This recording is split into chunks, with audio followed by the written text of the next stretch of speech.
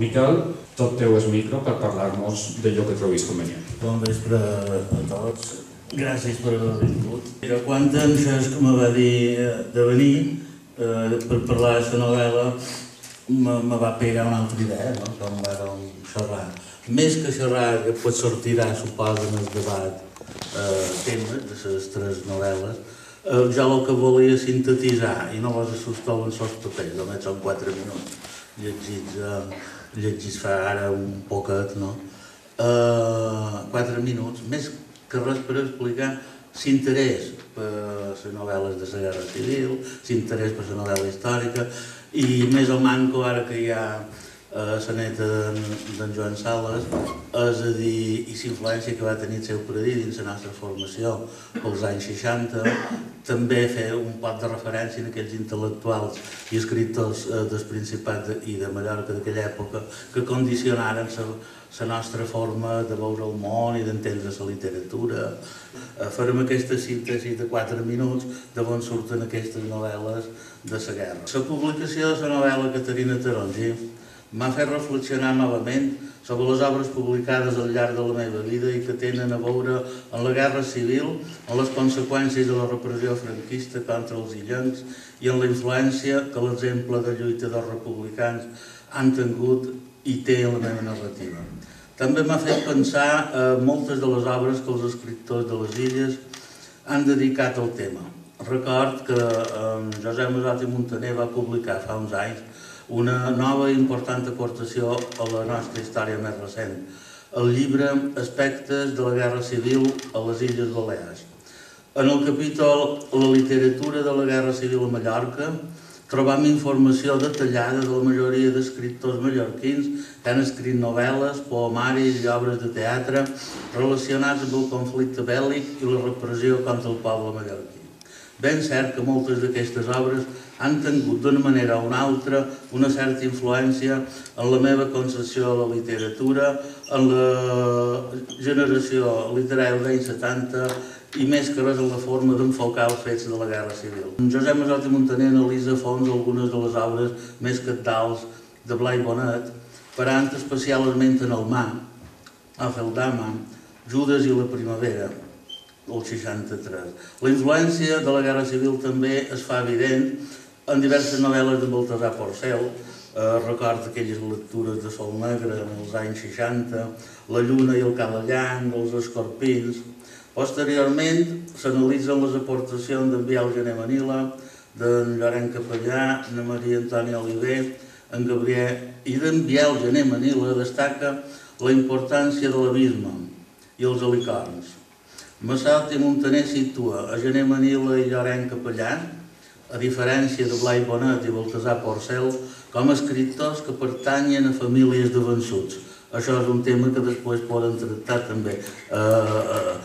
Aquesta ruptura que hi ha en els anys 70 entre la literatura dels senyors, els cacics, els terratinents, els reaccionaris, la literatura clerical, vaticanista i de terratinents i la literatura dels vençuts de la Guerra Civil, no? Masot i Muntaner situa en Gené Manila i en Llorenç Capellà, a diferència de Blai Bonet i Baltasar Porcel, com a escriptors que pertanyen a famílies de vençuts. Recordem que Pere Capellà, el pare de Llorenç Capellà, va ser oficial de l'exèrcit de la República i lluitar fins al darrer dia en les armes a la mà contra el feixisme a Madrid. La novel·la de Llorenç Capellà, El pallasso espanyat, del 72, descriu mitjançant una sèrie de cartes el món dels presoners republicans. En l'apartat El cicle de la guerra de Miquel Àngel Riera, Masot i Muntaner descriu el ressò dels fets del 36 en Morir quan cal, la primera novel·la que tracta de cap a cap la guerra a Mallorca, en paraules de l'estudiós de Montserrat. També trobam informació, i això és cosa curiosa, perquè dins la nostra literatura hi ha molts d'escriptors marginats, és a dir, un, per exemple, en Antoni Mus, que era fill del president d'Esquerra Republicana a Manacor, el qual, per tant, va ser detingut i sotmès a maltractaments. D'aquí la força d'obres com Les denúncies, del 76, Bobotes, del 78.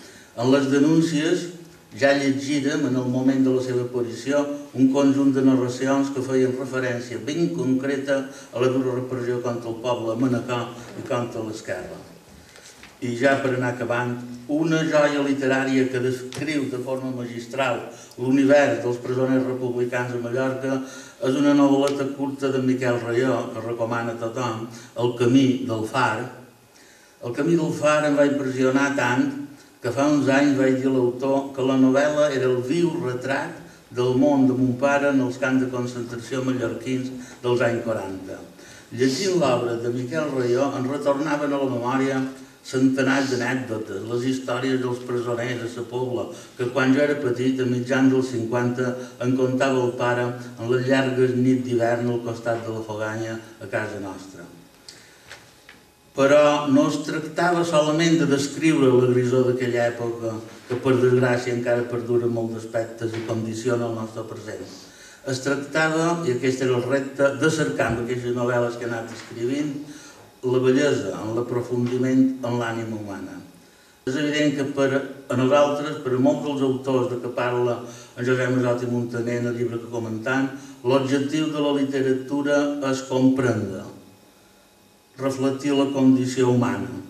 Caterina Tarongi, com El camí del far, Morir quan cal, El pallasso espanyat, no tenen res a veure amb el realisme social tan de moda en els anys 50 i 60. Això no vol dir que ens trobem dins posicions elitistes o reaccionàries. Qui ens coneix sap ben bé que seria absurd arribar a aquestes conclusions. Sempre defensàvem i defensàvem encara en molts aspectes del Congrés de Cultura Catalana dels anys 70 en què es parlava d'una literatura nacional popular catalana en la línia de reforçar un moviment nacional independentista que pogués arribar un dia també a la independència de la nostra nació. Però, com dèiem, aquestes concepcions literàries no tenen res a veure amb l'elitisme aristocratitzant del neoparanoucentisme dominant. No volem escriure per cap casta de minoria selecta, per cap grup de privilegiats, per aquell grup de manfotistes ja prou coneguts. Els nostres mestres són els que aquests darrers anys s'ha provat d'ignorar i silenciar. Ens referim a Joan Sales, a Joan Fuster, a Salvador Espriu, a Gent de les Estrellers, a Pere IV, a Pep Maria Llompart, a Agustí Bertran, per dir solament uns noms valuosos i imprescindibles de la nostra cultura.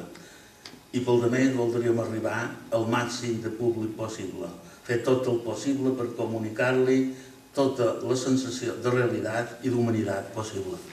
Gràcies, Miquel.